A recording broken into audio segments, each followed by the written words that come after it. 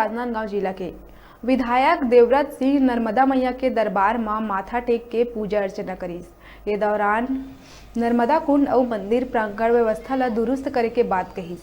मां नर्मदा धर्मार्थ सेवा समिति के सदस्य मन के मांग में नर्मदा कुंड के जीर्णोद्धार बर तत्काल करीब 5 लाख रुपया के स्वीकृति दिए के बात कहीस।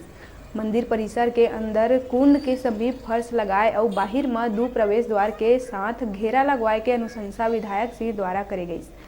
चकनार नर्मदा में 7 एकड़ के भूमि ला अतिक्रमण मुक्त करा के कलेक्टर से अनुमोदन लेके स्थायी मेला परिसर और मेला महोत्सव में कार्यक्रम बर स्थायी मैदान बनाए के निर्णय लिए गई, जेकर बर राजनांदगांव कवर्धा मुख्य मार्ग तीर के शासकीय जमीन ला समतल करके सुविधा युक्त बनाए जाए के बात विधायक द्वारा कही गई, जेकर काम ला घलो शुरू करे के दिशा निर्देश दिए गए।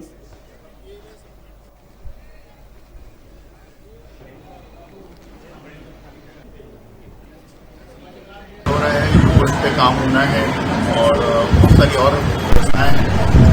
नर्मदा मंदिर समिति लगभग 25-30 वर्षों से यहाँ पर समिति में काम कर रही है, बहुत अच्छे काम किए हैं। उन्हीं कार्यों को और विस्तार देकर जो हमारे श्रद्धालु भक्त किए हैं, इस क्षेत्र के अंचल की सबसे बड़ी आस्था का केंद्र है। यहाँ पर योगेश्वर मंदिर भी है, नर्मदा जी का यहाँ पर कुंड है, साथ में बड़ा मेला साल की मेला भी होता है, 2 बार नवरात्रि होती है। यहाँ श्रद्धालु भक्तों के लिए व्यवस्थाओं में सुधार की आवश्यकता है, उनको भी नया स्वरूप प्रदान करना है। जो भी भवन बने हैं उनको भी नया स्वरूप देना है। बाहर की बाउंड्री वॉल बनी, अभी मैंने यहाँ पर कुछ लाइटिंग व्यवस्था कराई है, कुछ लेवल सिस्टम लगा।